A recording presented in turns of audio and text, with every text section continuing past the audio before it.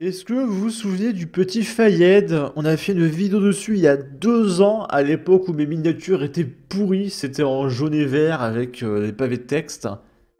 On était à Nîmes, et le petit Fayed de 10 ans avait pris une balle perdue dans un conflit entre dealers. Et pourquoi je vous parle du petit Fayed?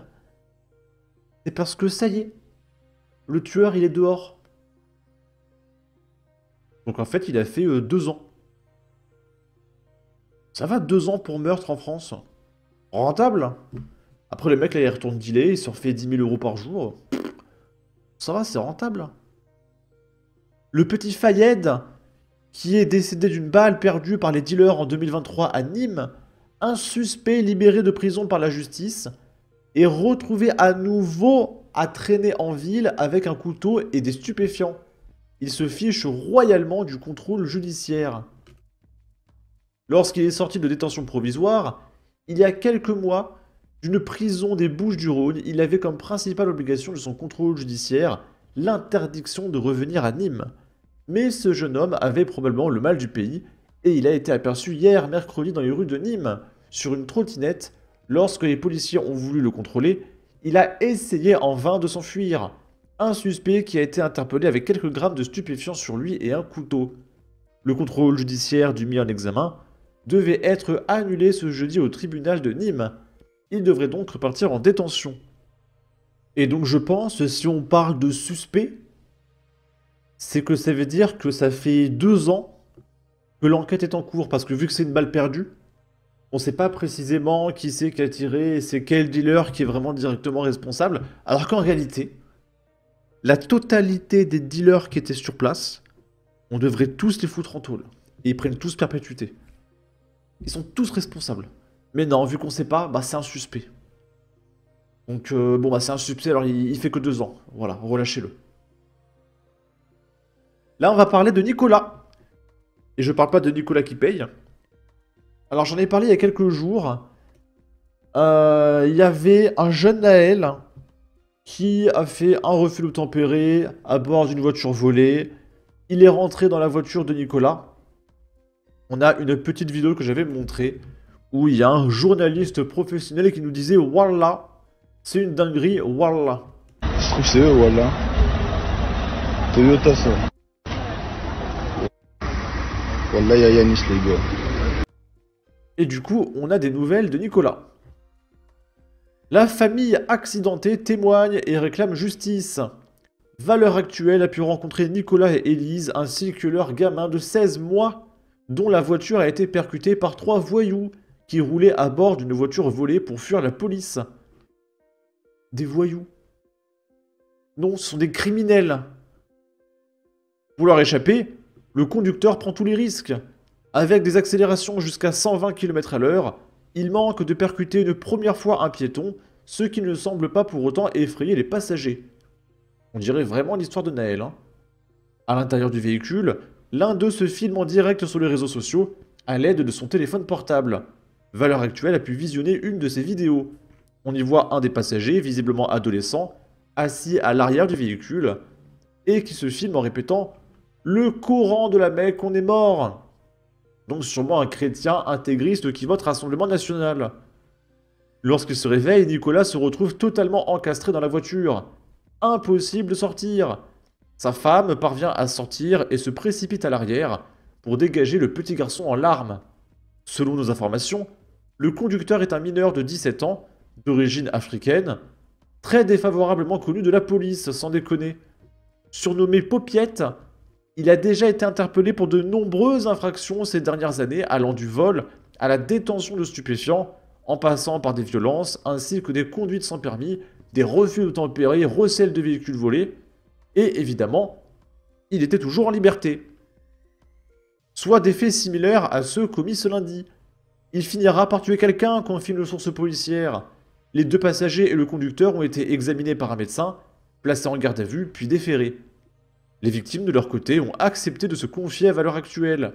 Nous les avons rencontrés ce mercredi dans le Val d'Oise, chez les parents de Nicolas, où la famille s'est réfugiée pour encaisser le choc et attendre d'obtenir un nouveau véhicule, car leur voiture n'est plus utilisable. Mais l'examen du très jeune garçon a manifestement été bâclé. Les médecins ont cru qu'il n'avait que des égratignures, mais il a beaucoup pleuré la nuit suivante, indique Pierre, le grand-père du gamin. Nous avons donc décidé de l'emmener à nouveau à l'hôpital mardi matin. Une fracture du bras lui a alors été détectée. On a dû lui mettre une attelle et le bras en écharpe. Je rappelle, on parle d'un bébé de 18 mois. En attelle avec une écharpe. Il est dans le plâtre, quoi, à moitié. Enfin, c'est pas du plâtre, mais vous m'avez compris. Du côté des unités médico-judiciaires, sa compagne et lui-même se sont vus attribuer 20 jours d'ITT, tandis que leur gamin écope quant à lui de 60 jours d'ITT. Il a 18 mois, bref, c'est la justice française. Nicolas et Élise attendent désormais que la justice fasse son œuvre, il va rien se passer, sans trop d'espoir toutefois. Ils savent. Les policiers nous ont dit qu'ils en avaient marre, que ça faisait 14 fois qu'ils arrêtaient le conducteur, mais qu'il était mineur et donc presque toujours relâché par la justice, confie-t-il. Le couple et les parents de Nicolas s'interrogent par ailleurs sur le comportement de ces criminels. Ils ont des voyous, mais ce sont des criminels, sans aucune limite dont l'éducation semble inexistante. Au commissariat, j'étais en colère, explique Christine, la mère de Nicolas. Donc j'ai dit, j'espère que ça va s'arrêter parce que des délinquants comme ça, on n'en veut plus ici. Le papa du conducteur était là et il a dit, de toute façon c'est mon fils et il va sortir de garde à vue, il n'aura rien. Il a dit ça sur un ton arrogant. Élise, la femme de Nicolas, pointe de son côté l'absence manifeste de remords de l'un des passagers. Quand je suis sorti de la voiture, j'ai demandé à l'un d'eux menotté au sol pourquoi ils avaient fait ça, à quoi ça leur servait. Il m'a regardé droit dans les yeux sans remords et m'a dit que ce n'était pas lui qui conduisait et qu'il avait dit au conducteur de s'arrêter.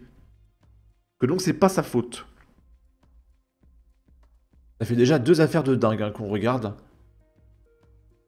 Là, on est dans le Rhône. 4 mois de prison avec sursis pour les 2 adolescents qui avaient incendié une école à Meyzieux. Donc rien. Le mec a brûlé une école. Regardez l'état de l'école. Le mec n'a absolument rien. Il est dehors. Bleu, blanc, rouge qui nous dit « Quoi ? 4 mois de prison avec sursis seulement pour avoir cramé une école. Vas-y, c'est bon, j'en ai marre de ce pays. » Là, c'est un gauchiste, c'est par rapport à l'affaire de Nantes. C'est un témoignage sur RMC d'un directeur d'une école privée qui se plaint. Et qui dit « Si Justin, l'assaillant de Nantes, s'était appelé Mohamed, et s'il avait crié Allahu Akbar, le parquet antiterroriste aurait été saisi. » Bah oui. Oui, s'il y a un mec qui avait planté 4 gamins en criant Allah Akbar, oui. On aurait appelé une cellule antiterroriste, oui. Sans déconner. Alors, les gauchistes sont tellement stupides qu'ils voient pas la différence, en fait, entre un gamin qui a pété un câble et qui va être en psychiatrie, j'espère qu'il y restera longtemps, et un mec qui crierait Allahu Akbar en plantant des gens. Oui. Oui, on va appeler la cellule antiterroriste. Et le mec, il est le directeur d'une école privée. Il a un quotient intellectuel de 2. Tu m'étonnes que l'éducation nationale s'effondre quand c'est ce mec qui dirige une école. C'est catastrophique. Bon. Sur ce, n'hésitez pas à donner votre avis, votre opinion, à partager, liker, commenter. Ça aidera au référencement de la vidéo sur YouTube. Abonnez-vous, suivez-moi sur Twitter. Prenez soin de vous. Salut!